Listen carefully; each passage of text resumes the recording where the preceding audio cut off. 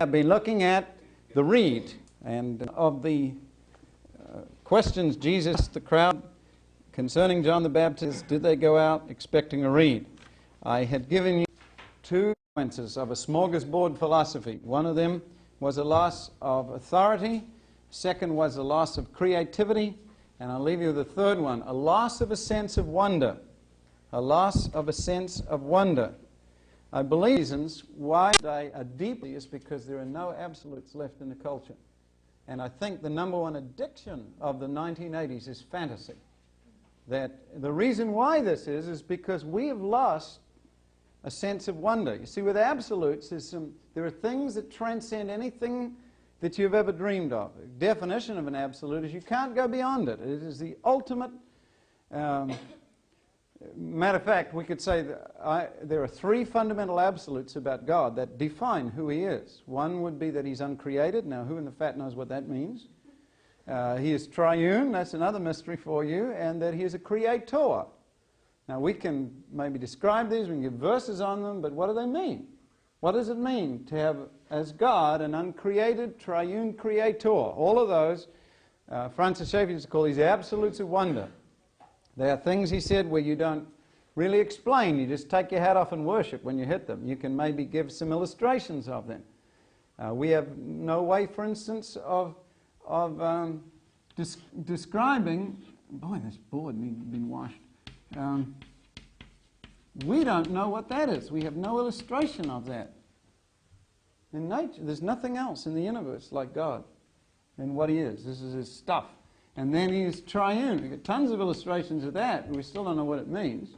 And then He's a creator. We can say man is a finite creator, but we still don't know what the act of a creator actually involves.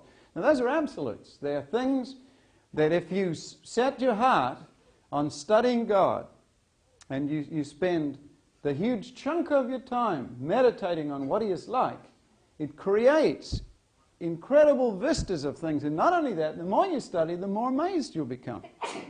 It brings out wonder. Now, if you eliminate absolutes from a culture, biblical absolutes, you also eliminate the source of wonder. And what you're left with then is fantasy. You have to use your own imagination to come up with things that will give you back that lost sense of wonder. If we look at the movies that have been produced in the last decade or 2 decades, we took the top 10 money-making movies in the Western world. Every single one of them is a movie of fantasy or science fiction or something like that. Matter of fact, technology is modern man's Holy Spirit. And science fiction is modern man's prophecy. And he's actually used science as his area of wonder. It's the last area of wonder that a materialist has. Now, my favorite story on this, Malcolm Muggeridge, in the age of credulity, I feel sure that if a name is required for this age, it would be the age of credulity. For never have human beings been more ready to believe anything. It is often supposed that when people stop believing in God, that's the ultimate rejection of an absolute, they believe in nothing. But the situation is far more serious. The truth is that when they stop believing in God, they believe in anything. And everything. Now what I call that is, if you believe in everything, you get thrilled about nothing. See, there's nothing that moves you. You're into everything. I call it spiritual constipation. All absorption and no elimination. My favorite story in this is the man who had a friend. See, when you're in the hip movement, it was a reaction against a culture that never was allowed to say wow. You see, you never could be surprised because you were into it. Do you know what I'm talking about? Do you ever ski? Oh yes, often. You play tennis? Yes. Jimmy and Mac and I work out. Do you know that kind of thing? Have you heard of? Yes, yes, I've studied that. Have you looked at? Yes, I often. You know that the thing? You can't go, wow, I never saw that before. You can't do that because you're into everything, you're part of everything, you know, you're a culturally sound smorgasbord. And You couldn't say, wow, so the hippies dropped out. They were into, wow, wow, you know, they were into everything. Wow. And I heard this story about a man who had a friend that was into everything. Nothing ever surprised him. He was just, have you seen that? Yes. And so what the guy did is he got a friend and he said, can you help me? And he took a horse in the house. He said, what are you doing? The horse had never been in the house before. He said, help me get the horse up the stairs. So they took the horse up these stairs, and he said, help me get the horse in the bathroom. And the guy finally got the horse, and he said, no, I need to get this horse in the bath, to stand in the bath. And the horse wasn't used to being put in a bath, but he was finally standing there with his reins around the shower stall and looking really weird. And the guy came down the stairs with his friend. He said, what is this for? He said, well, I got a friend coming over. And everything I say to him, he already has done and he knows, see? Say to this, I know, he says. Yeah, and I say this, and he says, I know. So he says he's coming over for lunch in half an hour. And he's going to want to wash his hands. He's going to go up the stairs. He's going to go into the bathroom. He's going to turn the water on the tap. He's going to look in the mirror. And he's going to come running down the stairs. He's going to say, there's a horse in the bath. And I'm going to look at him and say, I know. So, John the Baptist was not an eclectic. He knew the fact is equally true in the spiritual world and the world of art and music and everything else that God originally gave us. That those that become leaders are those who are willing to make a break from the crowd, to not be the same as their culture. I've heard it put this way, if you want to change the world, you cannot conform to it. You must be different from the culture around you. The first commandment in Israel, Exodus 20:1-3, seemed a funny one. You'd think that God would say, I want you to believe in me. You'd think that it would be a commandment against atheism. That God would say, you must believe in God. That's the first commandment. But that's not what it was. It was that you must believe in the right God. I am the Lord your God. It wasn't a command to believe in God. It was a command to believe in the right one. And really, that first commandment established priority for God's people. That there is only one God, and He was the one that was to be worshipped. So God assumes that everybody will worship something. It might just be yourself, but it's going to be something. The second commandment seems a very strange one in the 20th century. It was, you shall not make unto you any graven image. And yet this commandment receives more attention than any other in the Bible. It's a strange one. It was a commandment to distinctiveness. And it was to mark God's people as different. They were to be set utterly apart in their essential worship than every nation, tongue, or tribe around them. That distinction is the survival of the church. You're to be different. She's to be different in the way she thought, the way she acted, the way she served, the way she worshipped. The lost tribes of Israel didn't lose their way, they lost their identity. They failed to be that distinct thing. They absorbed the values and the concepts and the worship of their surrounding, and they perished as a viable force to alter the face of history. So, to me, there's no greater tragedy than a man come or a woman come from the weary of the insanity of this present dying culture, come starving, hungering, and sick to the voice of the church, to come expecting to hear the voice of another, to hear God's voice, to hear the beat of a different drum sort of thing, and to hear only a cheap and shoddy echo of what they've been hearing in the world all along. That is a tragedy. In a culture rotting out by decayed absolutes where very little exists except what Schaeffer called moral memories, the memory of what it used to be good. And he used the illustration of a mother used to say to her daughter when she went out on a date, be good. The girl might not listen, but at least she understood what she was talking about. But to say be good to a modern girl would be, what in the world is your concept of good? You see, it would just be an alien statement. And the previous generation had moral memories. They remembered what good was, whether they practiced it or not. But this new generation doesn't even have that. The moral memories are gone. They're decayed. We have to have people then who believe and follow an absolutely wise, absolutely good, absolutely right leader, and who have the courage to do what he says no matter what other people think or say. And that, when we present the gospel to the modern world, we have to be... They called it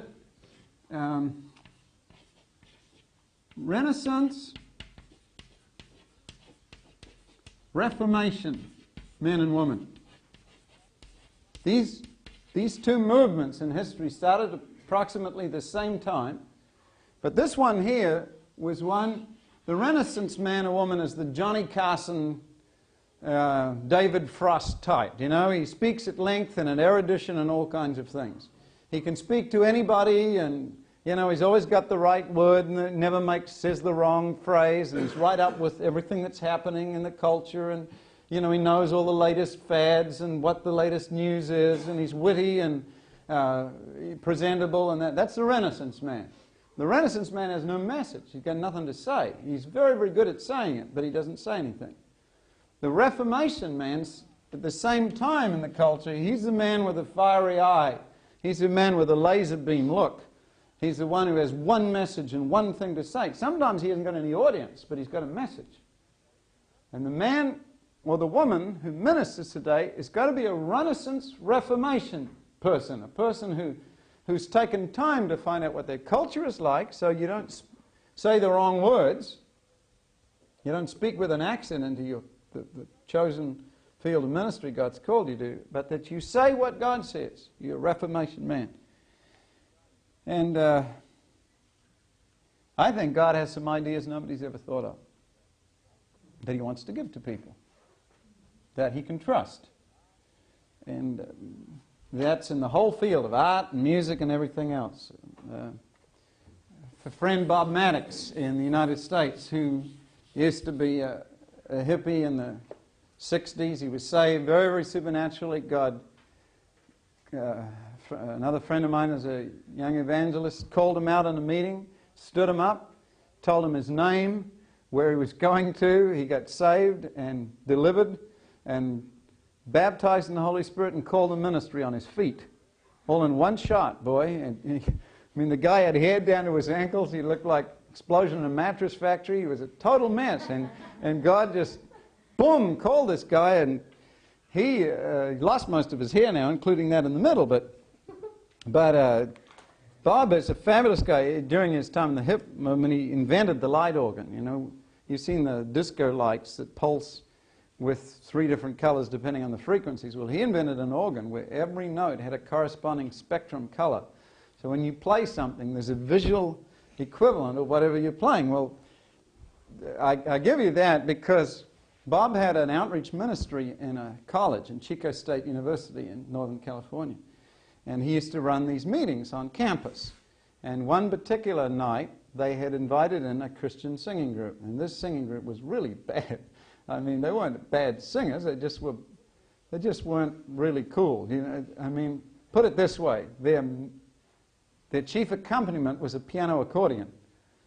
This is not exactly a college-type ministry. Would it help you to know that their record albums used the same picture with different colors ink on each version? So that'll give you an idea of how uncool they were. They were just definitely not your basic cool college contemporary music group. Anyway, the plot thickens. They're saying, you know what? They're really into worship. They love singing, and they were into all of this. So they're in the front, and there's quite a bunch of them. There's about 6 of them. So all the front seats, the place was pretty full. The front seats were the only empty ones where they'd all got up, and they were singing and worshiping away. And Bob was sitting over in the corner, and into that hall walked 4 or 5 of the best secular West Coast studio musicians there were. I mean, the best. These are the guys whose names are all on the hot albums, you know. And they're all secular musicians. And Bob knew them from the secular world, and hardly anybody else would have known them in there. And there was no seats, so they were ushered right up in the front to sit right there in front of these. I don't know why they all sat digging each other in the ribs, and, you know, they were probably going to groove out on this wild, far-out old stuff here. Anyway, they're sitting there, and Bob is nearly dying. He thinks, oh, shoot, you know, why couldn't we have had some of the real cream of the Christian singing ministry? Why did we get these guys tonight? And he's just dying there, you know, and he just doesn't even want to look. He's so embarrassed. And these other guys are swinging away and, you know, playing the piano accordion, and oh, shoot, he's dying. And anyway, he doesn't even want to look. Puts his head down. He's so embarrassed. But the presence of God began to increase in demonstration in the place. I mean, the people really started getting into worship, and it hit a very high level. You know, people forgot everything surrounding. They didn't even know who these guys were. They didn't care. They were just into it. And Bob was the only one who was embarrassed, and so finally he forgot too. He just thought, we'll just get into it, and they just abandoned themselves to the worship of God. And then he said, in the middle of all of this going on, he suddenly felt, I wonder what these people think of this, because it's hitting really heavy levels. And he opened his eyes and he said, every single one of them was sitting on the edge of their chair. Their eyes were bugging out. They were looking like Kermit the Frog. Their mouth was open. They were like this. And Bob said, as he looked at them, he realized something was happening there. And he said he turned around, and for a second he saw what they saw. As these guys in the front, these terrible, uncultural, uncool, absolutely not the best people to use in this thing, they had their eyes closed. Most of the people in the place had their eyes closed except the 5 in the front and Bob. And he said the air around them was sparkling. Like, you ever seen Star Trek where the transporter and the sparkle? The air was like each little molecule was alive, light, sparkling all around them. And the cement walls of this university were pulsing gold. It's like gold light coming out of the cement. And they were looking at that. And God said to Bob, you like light shows? Just, see, God has ideas. He has thoughts. He has things. He probably never would have said that to Christians. But I wonder what those secular guys did as they walked out of there that night. A convinced church is a heroic church. It is a certain church. An uncertain, unsure, uncommitted bunch. You start off with that. You've got a church any rotten atmosphere can affect, and any charlatan can rip off, and any devil can push around. You want people of conviction. And you've got to have them in your heart and in your life if you're going to minister in this smorgasbord world. And it'll draw people. It really does. People of conviction will draw people. We've looked at what happens in a society as it's pushed towards that totalitarianism at the top. Any person who speaks with authority and seems to have answers draws a smorgasbord culture. And I think it's only right that Christians who have an authority given them with God that's not a hard or legalistic authority should come to the forefront in a culture like this and say, no, this is the way, walk in it. That kind of thing. Now, can we go to part 2? Part 2 is just as much fun as part 1. What is the second statement, the second question that Jesus asked about this man, John the Baptist? What did you go out to see? You go out to see a reed, or second, man dressed in fine clothes. He said, did you come out? Was it John the Baptist's dress that attracted you? Did you say, hey, you got to see this guy? I mean, this guy, you talk about fashion. He is wearing camel skin. And I mean, with the humps and the whole trip, man, you've got to see this. See, why did you come out? Did you come out because you think this guy's just the latest and the greatest? That Neiman Marcus or whatever? You know, who did you come out to see? We come then to a second major mindset in the Western world, and we'll simply call them the materialists. These are people who believe the only real important thing in life is things.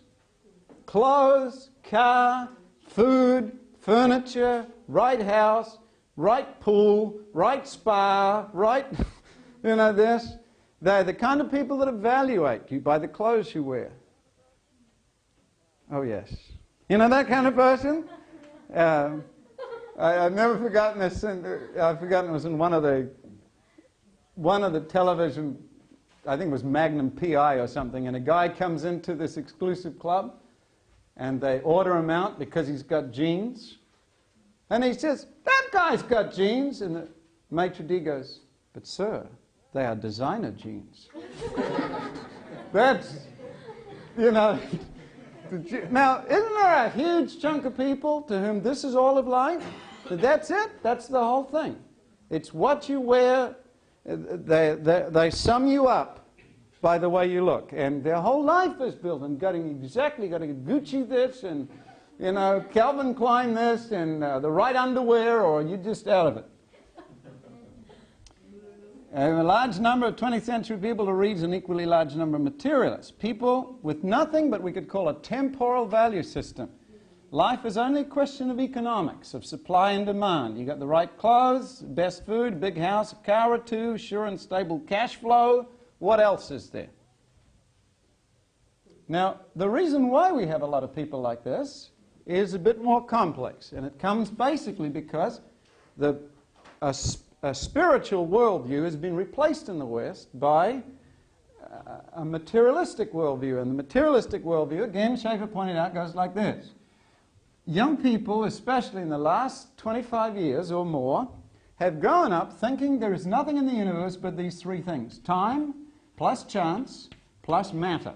And that equals man and the entire universe.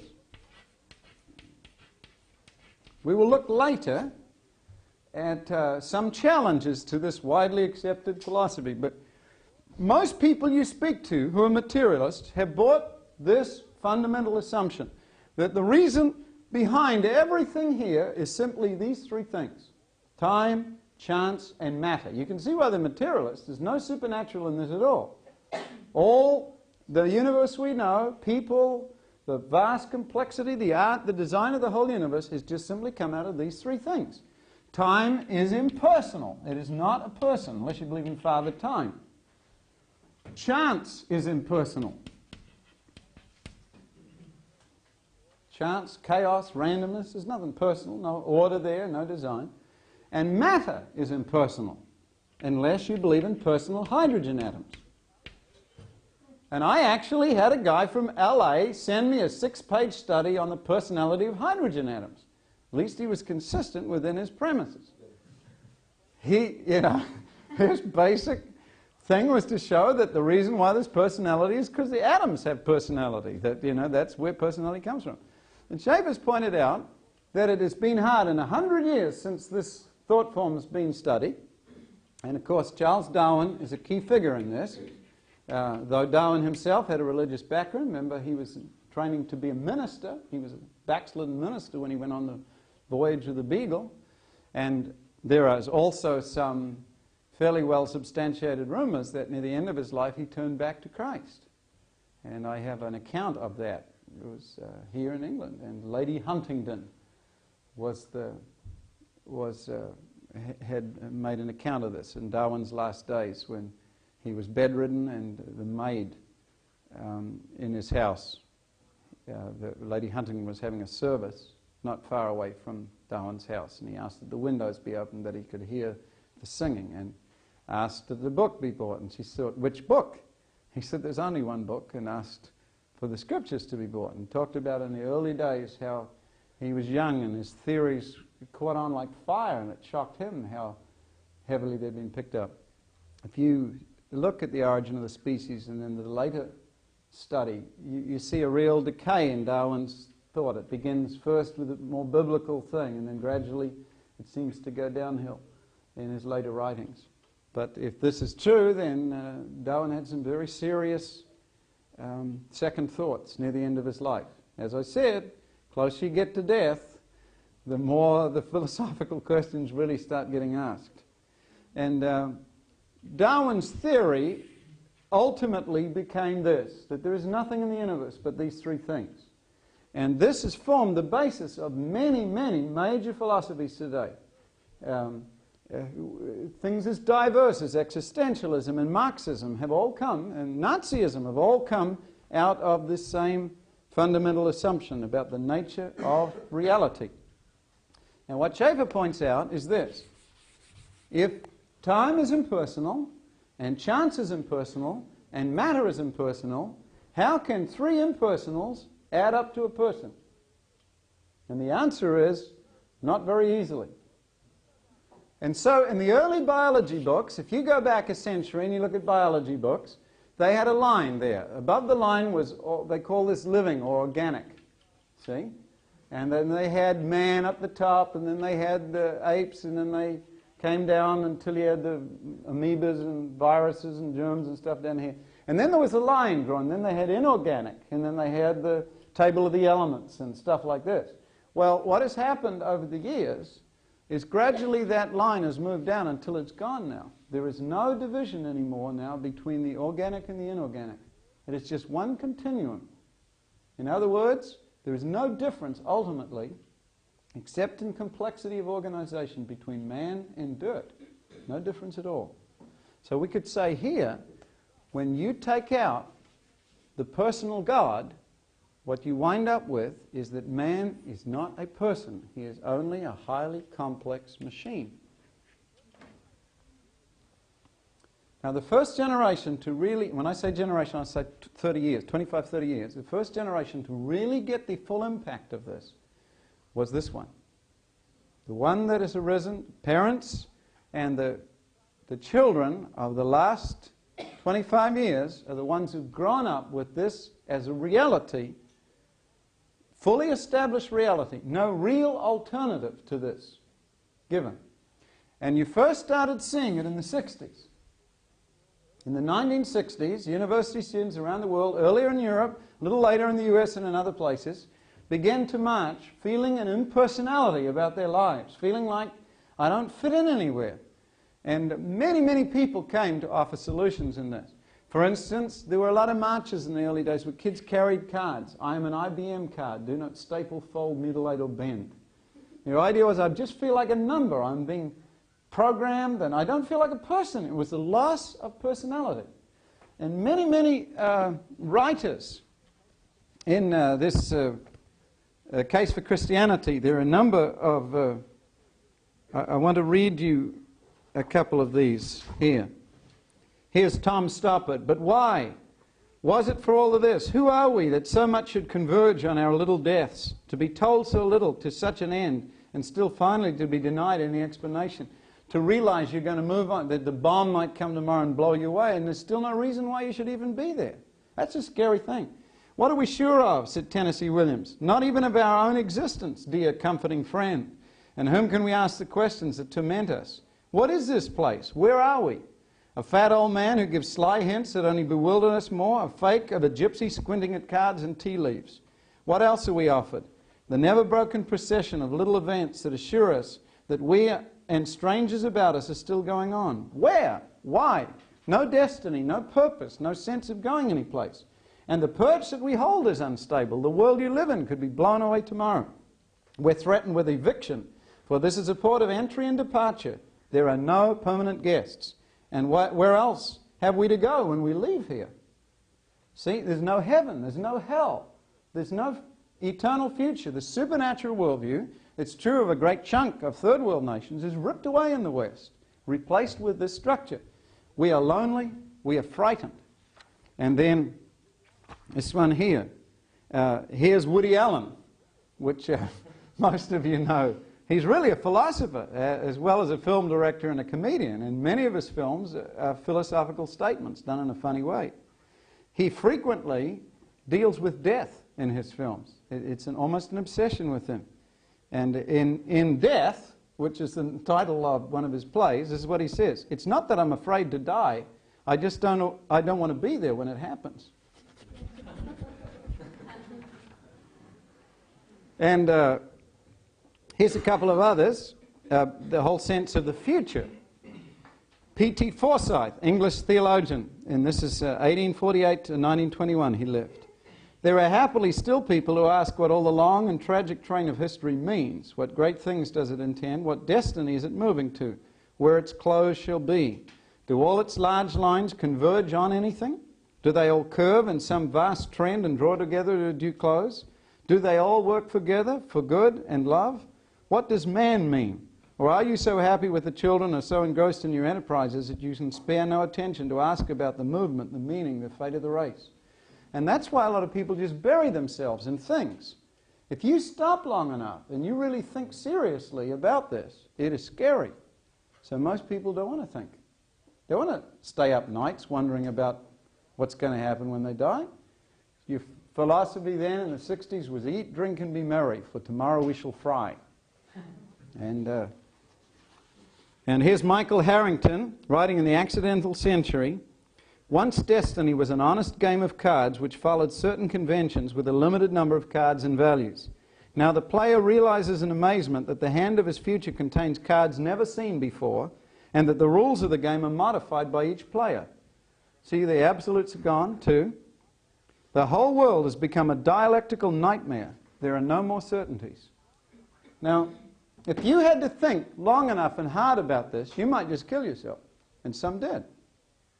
But most people don't want to take that alternative. Instead, they bury themselves in pleasure or in a cause that has this as its base. You can see that if this is true, and kids are growing up from primary school believing this, they see pictures of, palm trees falling, making coal, and then beetle-browed humans slugging each other and eventually mutating, whether a rock arrives, a monolith to teach them how to use the club, and finally go out in 2010 can be born, whether it's directed or anything. The general idea is that man is a product of all of this. Now, very serious questions can be asked about this, and we will ask them. One of the main one is this sufficient to give a world of order and man like there is? And the consensus seems to be no, it is not really sufficient. And so there is a new form of evolution around today. Darwinism today is not the Darwinism of 100 years ago. It is a neo-Darwinism. And as a matter of fact, in many places, there is an attempt to impose into this some form of order. In other words, there's not enough time to put together a man or a world of this design and complexity in the time that we know, or we guess, or we believe that the universe has been around. There's just not enough time to do it. So what has happened now, and it's a very sneaky thing, is into this equation has been thrown an extra little thought. Maybe somebody has helped man.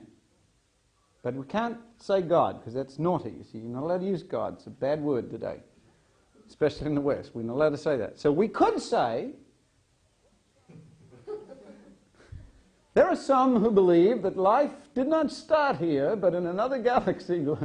So you get all of the idea that maybe we are the product of genetic engineering from another civilization. That the reason why there's not been enough time is that people have designed us. I mean, space beings, we may have run into them before and called them angels of God, but they're really not God. Now that's cheating a bit. It's saying that there's design, but we can't call that designer really God because we're not allowed to use the word God. We'll call him spaceman instead. And you've got E.T., a little gardener that's been around for a million years, millions of years. Who knows how long he's been there? Supposing him to be a gardener. We will look to some other intelligence higher than man that maybe has designed us and put us here. And men like Carl Sagan, not only astronomers, but good writers, and write science fiction stories. Contact, the first contact, and have made serious research to the tunes of hundreds of thousands of dollars trying to contact these others up there who put us here. To show you the alternative, the best way I can explain this is to tell you about a Swedish rock opera in the 60s. This Swedish rock opera, there was a group of young people, they were all hip kids in those days, that stole the first faster-than-light spaceship, like Jefferson Airplane said they would do.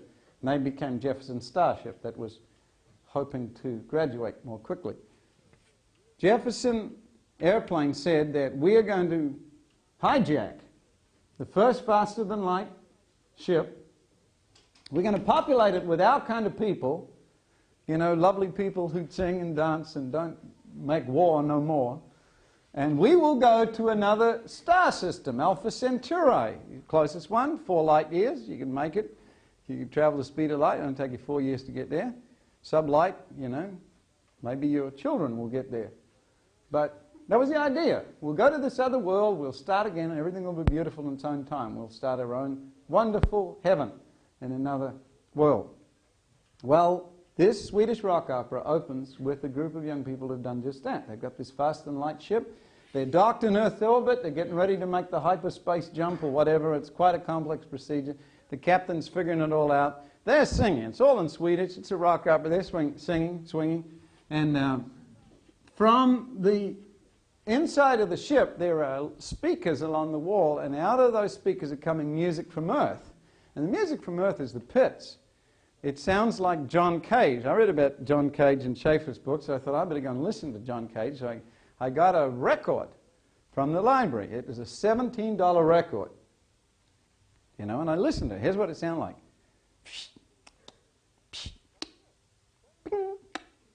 That was it. $17 worth. Who is John Cage? Well, he was a musician who tried to write music like this. Time and chance and matter gave us all this order and beauty and complexity. Then maybe random stuff. So he got I Ching sticks and threw them down, and wherever they fell, he put notes. And, you know, he shook dice for a while, but there weren't enough notes there, and he just random, you know. He tried to write whole symphonies by random means, and he even got 2 robot unprogrammed conductors isolated acoustically from each other, and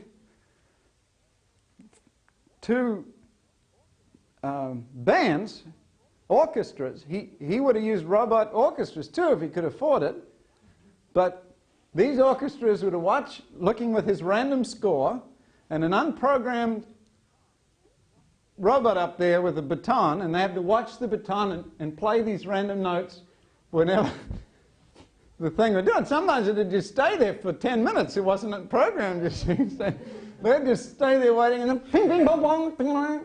And the audience had to listen to this. I mean, this is $20 a ticket. And someone went, you know, and walked out, and he would say, no, you know, this is all part of the symphony. Well, here's a guy who's seriously taking this and trying to apply it. Another man was Jackson Pollock, American painter. Jackson Pollock got buckets of paint and just and stood up on ladders and threw it down and kept looking to see if he had any order and beauty. Well, it just looked like a mess of paint in the end, and his best works were awful.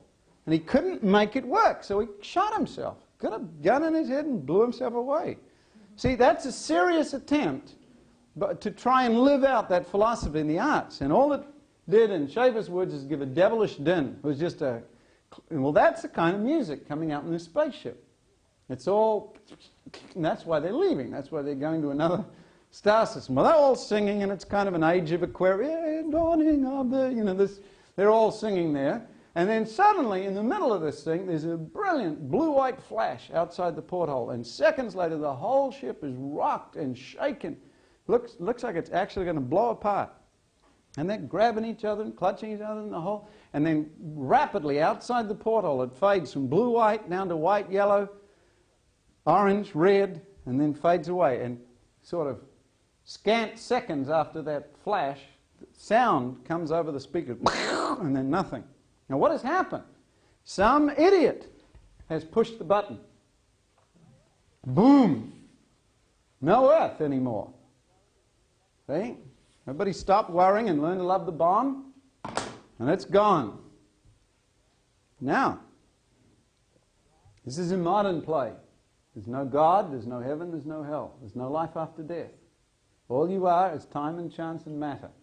All that is left of mankind is what is in that ship. There's nothing else left. There's nothing outside the universe. There's no other human beings. Just that. Now imagine you are in the ship. You have a look around, because this is the last there is of the human race. We got to make it. Nothing outside there. Like Princess Leia when her home planet was blown up. There goes my mother, my father, my stereo system, everything. Bavoom, it's gone. Nothing left at all. So you know, that's a great shock. You have a look around. Think if this was all there was. We got to find another star system and start again, because that's the last hope. We are the last hope of the human race. Now, how would you feel? Well, that's the consciousness that kids felt in the early 60s. They felt it right down here. And all the songs of there came out. Well, they keep singing, not quite so bravely. And then the captain comes back from the front of the ship, and he is not singing, and he is not smiling. And this is what he says: the blast has destroyed our guidance system. We're out of control, and we're heading into the sun. This is the end of the human race. And then the curtain comes down, and you go home. That's the end of the play. Now how do you feel? Well, that's how kids felt in the 60s. You can understand then the pain of the music that came out of there. When Barry Maguire sang, "Don't you understand what I'm trying to say?" You know, can't you feel the fears I'm feeling today? If the button is pushed, there's no running away. There'll be no one to save with the world in the grave. Take a look around you, boy. It's bound to scare you, boy. But you tell me over and over again, my friend, you don't believe we're on the eve of destruction and that complete breakdown. You don't know how to talk to anybody anymore. Hello, darkness, my old friend. I come to talk with you again. See that thing? Well, another Simon & Garfunkel song I thought was so summed up the gut feeling of that time was when there are two kids on a bus and his girlfriend finally falls asleep and he's just going along those endless freeways in the US, just late at night, and the phrase goes, "Kathy, I'm lost," I said, though I knew she was sleeping. "I'm empty and aching, and I don't know why." Counting the cars in the New Jersey Turnpike, they've all come to look for America. See that loss?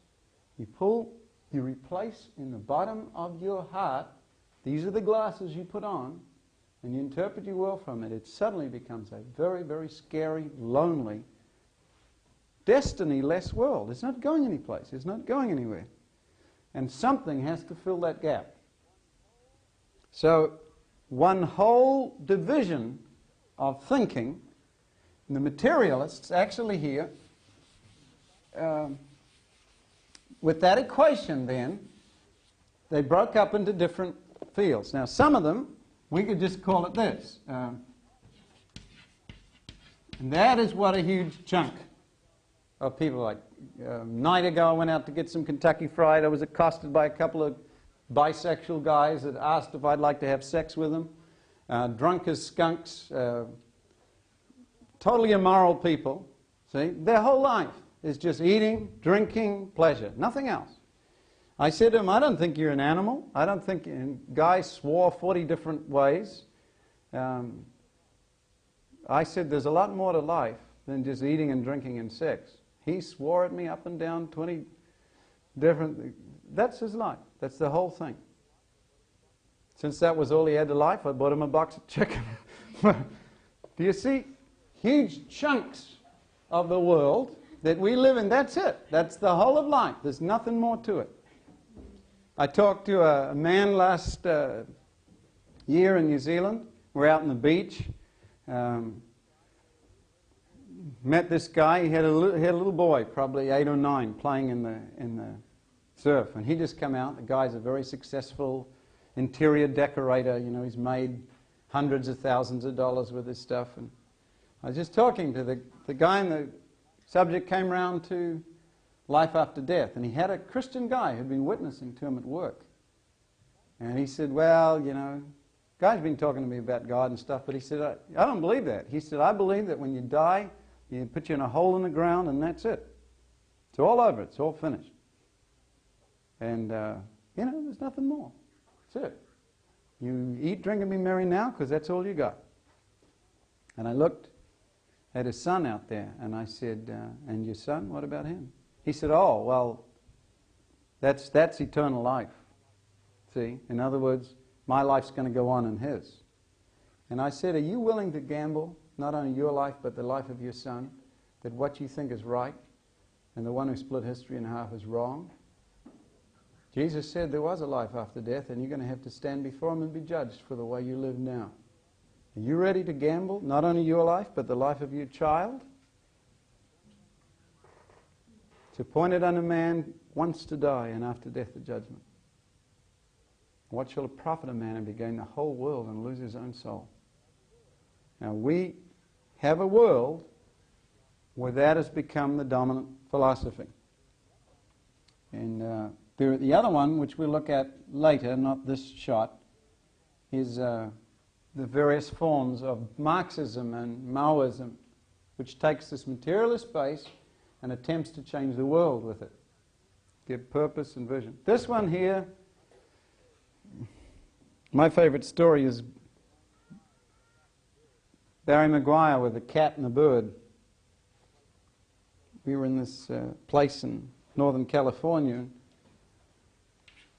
There was sort of doors that opened to the outside here, and the cat was up here asleep. And down here was the cat's food bowl. It had cat food in it. And the doors were open, and through these open doors came a bird. And it was checking around for cats. See, birds aren't designed to look up. And couldn't see anything. So it came and it started eating this cat food. Well, this cat woke up. And, you know, saw this bird ripping off its food, and and the last thing that bird saw was its worst nightmare coming true, a flying cat. Cat jumped on the bird, and a bite and feathers all over the place, and that was the end of the bird. And Barry came in and he looked at the bird and the cat and the food, and he said, "It's true, it's true." I said, "What's true?" He said, "You become what you eat." He said the bird was eating cat food and became cat. I said, "Oh, Barry, that's stupid." Anyway, what is the problem with hedonism? This whole idea of, call it the Hefner philosophy. Well, how high must the hi-fi be to bring satisfaction? There's no end to this thing. Cannot really satisfy. You buy the latest, and when you got the latest, it's not the latest anymore. The thing that just came out is the latest. So it just keeps escalating. It gets worse and worse. We haven't got time. We've got to quit now, but we'll pick up the second lot of materialist mindsets. I'll just say this, that I have met in travels over the last 20-odd years of ministry, people from the very top and the very bottom who are both materialists. Guys who have absolutely nothing, whose whole focus is food, sex, drink, and people right at the top, and I've come to a conclusion that the only people who really believe this thing satisfies is people going up or people going down. The people on the top and the bottom know it is not true. Some of the people right at the top are the most miserable people in the whole world. A classic example would be Howard Hughes. Could buy half the world. And the guy lived a life worse than most drug addicts I've ever seen. His fingers grew out like eagle claws. He was paranoid. He had to drink bottled water from Poland because he thought people would try and poison him. And just crazy, crazy life. If you win the rat race, you only become chief rat. Anyway, let's quit.